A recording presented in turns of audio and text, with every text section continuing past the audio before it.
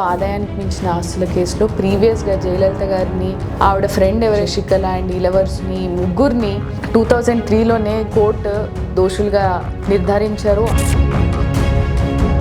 Properties ఏవైతే ఉన్నాయో జయలలిత గారివి తమిళనాడు గవర్నమెంట్కే చెందుతాయి, మీరు డెఫినెట్గా వేలంపాట్లో వీటిని అమ్మేసుకోవచ్చు అని చెప్పారు.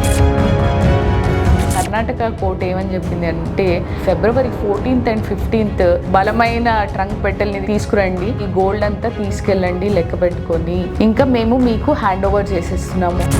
స్టాలిన్ గారు వీటన్నిటిని ఆప్షన్ చేస్తారా, జయలలిత గారి అభిమానులు కొనుక్కుంటారా ఈ వస్తువులన్నిటిని? ఒక మ్యూజియం తయారు చేసి దాంట్లో జయలలిత గారు వాడిన వస్తువులు అని స్టాలిన్ గారు పెడతారా? అలా పెట్టి జయలలిత గారి అభిమానులు ఎవరైతే ఉన్నారో వాళ్ళందరినీ ఆయన వైపు తిప్పుకొని నెక్స్ట్ ఎలక్షన్స్ కూడా గెలవబోతున్నారా? హాయ్ హలో నమస్తే, welcome to Telugu capital TV. నేను మేఘన. ఈరోజు మనతో పాటు ఉన్నారు ప్రముఖ హైకోర్టు అడ్వకేట్ శ్వేత గారు. నమస్తే మేడం. నమస్తే. జయలలిత గారి ఆదాయానికి మించిన ఆస్తి కేసు ఏదో కొలిక్కి వచ్చినట్టుంది మేము, ఏంటి మేము అది? ఎస్, ఏదైతే కర్ణాటక సిబిఐ కోర్టు ఉందో జయలలిత గారి ఆస్తులన్నీ తమిళనాడు గవర్నమెంట్కే చెందాలి, ఓకే, వాళ్ళు మొత్తము ప్రాపర్టీ అంతా గవర్నమెంట్కి చెందుతుంది అనేది ఒక ఆర్డర్ పాస్ చేశారు. అది తుది దశకు వచ్చేసింది. ఈ February 14th and 15th ఆవిడ ఏవైతే ఉన్నాయో ఆస్తులన్నీ అవి తమిళనాడు గవర్నమెంట్కి అప్పచెప్తుంది సిబిఐ కోర్టు. అయితే మరి తమిళనాడులో కదా ఇది అంతా జరగాల్సింది, కర్ణాటక కోర్టు ఎందుకు చెప్తుంది అనేది మీకు డౌట్ వస్తూ ఉండొచ్చు. ఎందుకు అనంటే ఎప్పుడైతే తమిళనాడు గవర్నమెంట్కి ఈవిడ సీఎంగా 1991 నుంచి 1996 వరకు పనిచేశారు. ఆ తరువాత కరుణానిధి గారు సీఎం అయ్యారు. ఆయన సీఎం అవ్వగానే ఈవిడ పైన ఆదాయానికి మించిన ఆస్తులు ఉన్నాయని ఈవిడ పైన కేసు వేయడం జరిగింది. సీఎం ఆఫీస్ని కూడా మిస్యూజ్ చేశారు అని ఈవిడ పైన కేసు వేయడం జరిగింది. ఆ తర్వాత మళ్ళీ కరుణానిధి గారు ఓడిపోయి జయలలిత గారు సీఎం అయ్యారు. సీఎం అయినప్పుడు ఈ కేసుని ఆవిడ ప్రభావితం చేస్తారేమో అని కరుణానిధి గారు సుప్రీంకోర్టుని అప్రోచ్ అవ్వడం జరిగింది, ఈ కేసుని ట్రాన్స్ఫర్ చేయమని. అందుకని కర్ణాటకలో ఈ కేసు విచారణ జరుగుతుంది. అయితే ఆదాయానికి మించిన ఆస్తులు ఉన్నాయి అని జయలలిత గారిని ఎందుకు అంటున్నారు? ఆవిడ ప్రీవియస్గా మరి వెరీ రెనౌండ్ హీరోయిన్ కదా, ఆమె పెద్ద ఫిలిం స్టార్ కదా తమిళ్లో కూడా, ఆవిడ మరి ముందే ఆస్తులు సంపాదించుకోలేదా అని చాలామంది క్వశ్చన్ అరైజ్ అవుతూ ఉండొచ్చు. డెఫినెట్గా ఆమె one of the most highly paid actress. ఆ రోజుల్లో పీక్ దశలో ఉన్నప్పుడు చాలా రెమ్యూనరేషన్ తీసుకున్నారు, బోల్డ్ అన్న ఆస్తులు కూడా కూడబెట్టారు. ఆ తర్వాత పీక్ టైంలో ఉండగానే ఆవిడ పాలిటిక్స్లోకి రావడం జరిగింది. ఎంజీఆర్ గారి ఇన్స్పిరేషన్తో పూర్తిగా మళ్ళీ తర్వాత ఎంజీఆర్ గారు పోయిన తర్వాత ఆ మొత్తానికి ఆ పార్టీనే టేక్ ఓవర్ చేయడం జరిగింది. అయితే 1991లో ఎప్పుడైతే ఆవిడ ఫస్ట్ టైం సీఎం అయ్యారో 1996 వరకు రూలింగ్లోనే ఉన్నారు, సీఎంగా ఉన్నారు. అండ్ 1996లో ఆవిడ ఒక పెళ్లి చేయడం జరిగింది 100 కోట్లు వెచ్చించి. అది అందరి అటెన్షన్ని గ్రాప్ చేసింది. 100 కోట్లు ఖర్చు పెట్టి ఇతను పెళ్లి చేస్తున్నారు అనేది టాక్ ఆఫ్ ది టౌన్గా అయింది. అయితే ఈ 5 ఏళ్ళు సీఎంగా ఉన్నప్పుడు కూడా ఆవిడ ₹1 వేతనంగా తీసుకోవడం జరిగింది సీఎంగా ఉన్నందుకు. మరి ₹1 తీసుకొని ఏ ఇన్కమ్ లేకుండా ఇన్ని ఆస్తులు ఎక్కడి నుంచి వచ్చాయి అనే క్వశ్చన్ ఎరైజ్ అయింది. ఇన్ని ఆస్తులు అనంటే ఏంటి అనంటే 1991 నుంచి 1996 మధ్యలో ఏదైతే ఆవిడ సీఎంగా ఉన్న పీరియడ్లో 220 ప్రాపర్టీస్ ఆవిడ పేరు మీద రిజిస్టర్ అయ్యాయి. సో అది ఒక కీ పాయింట్ అయ్యింది ఆవిడని ఈ కేసులో నిందితురాలుగా చేర్చడానికి. అండ్ ఏదైతే ఉందో 1996లో ఆవిడ సుధాకర్ అనే వ్యక్తిని అడాప్ట్ చేసుకున్నాను నేను అని ఆయన పెళ్లి చేయడం జరిగింది. ఆ పెళ్లిలో విపరీతంగా బంగారం ధరించి ఆ పెళ్లి చాలా లావిష్గా చేశారు, 100 కోట్లు ఖర్చు పెట్టి.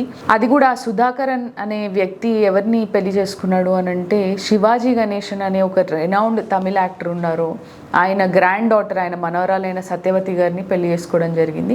అయితే ఆ పెళ్లి అందరి చూపులు అటువైపు మరలేటట్టు చేశాయి. నిజంగా ఆదాయానికి మించిన ఆస్తులు డెఫినెట్గా జయలలిత గారు కూడబెట్టారేమో అని అందరికీ అనుమానం వచ్చేలాగా చేసింది.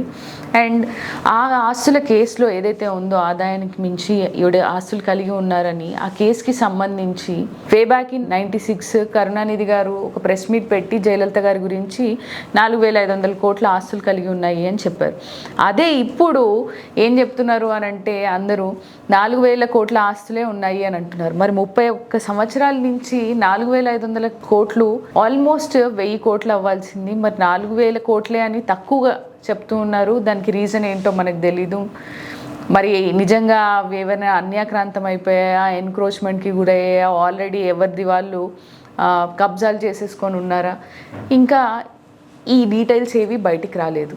అయితే ఎప్పుడైతే 1996లో ఈ కేసు రిజిస్టర్ అయిందో ఈవిడ పైన ఆదాయానికి మించిన ఆస్తులు ఉన్నాయని, వెంటనే పోయస్ గార్డెన్ మీద వీటన్నిటి మీద రైడ్లు జరగడం జరిగింది. పోయస్ గార్డెన్లో రైడ్ జరిగినప్పుడు 4 రోజులు పట్టింది ఆవిడ ఏవైతే ఉన్నాయో బంగారు నగలు వీటన్నిటిని లెక్క కట్టడానికి 4 రోజులు టైం తీసుకుంది.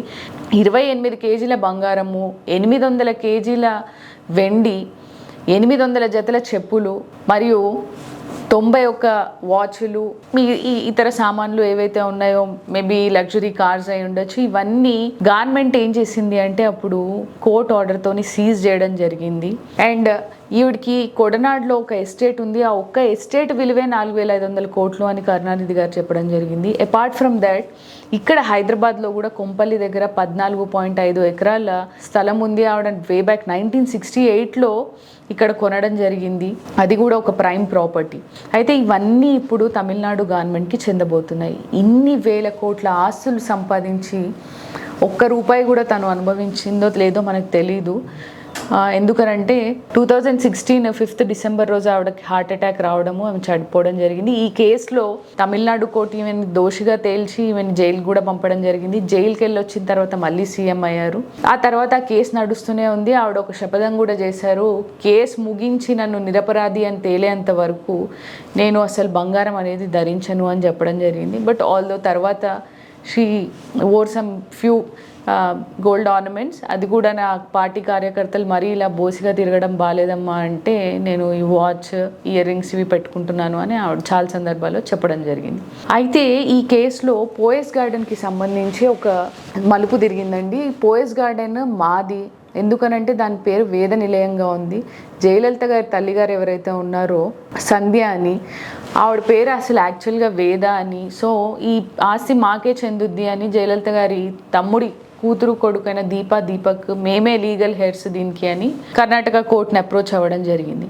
అయితే పోయస్ గార్డెన్ ఏదైతే ఉందో వాళ్ళకే అప్పచెప్పారు. బట్ ఆ తర్వాత ఏదైతే ఆర్నమెంట్స్ ఉన్నాయో ఈ గోల్డ్ అండ్ సిల్వర్ ఇవన్నీ మాకి చెందినవే, ఎందుకంటే మా పూర్వీకుల దగ్గర నుంచి కొన్ని యాంటిక్ ఐటమ్స్ రన్ అవుతూ వస్తున్నాయి ఫ్యామిలీలో. సో ఇవి ఓన్లీ జయలలితకి సంబంధించినవి కాదు, మా నానమ్మకు కూడా సంబంధించినవి. మా ఫాదర్ కూడా కొన్ని గిఫ్ట్ చేశాడు జయలలిత గారికి. సో వీటికి కూడా ఇవన్నీ కూడా మాకే చెందాలి అని వీళ్ళిద్దరం అడగడం జరిగింది. బట్ ఆ కేసుని డిస్మిస్ చేశారు. అండ్ మిగతా ప్రాపర్టీస్కి సంబంధించి కూడా వాళ్ళనే లీగల్ హెయిర్స్గా డిక్లేర్ చేయాలి అని అడిగారు. బట్ అది కూడా కర్ణాటక హైకోర్టు డిస్మిస్ చేసింది. అయితే ఇప్పుడు రీసెంట్గా సిబిఐ కోర్టు ఏం చేసింది అని అంటే ఈ ప్రాపర్టీస్ ఏవైతే ఉన్నాయో అన్ని జయలలిత గారివి తమిళనాడు గవర్నమెంట్కే చెందుతాయి. అయితే ప్రీవియస్గా ఆక్షన్ చేసుకోమనే మీరు డెఫినెట్గా వేలంపాట్లో వీటిని అమ్మేసుకోవచ్చు అని చెప్పారు.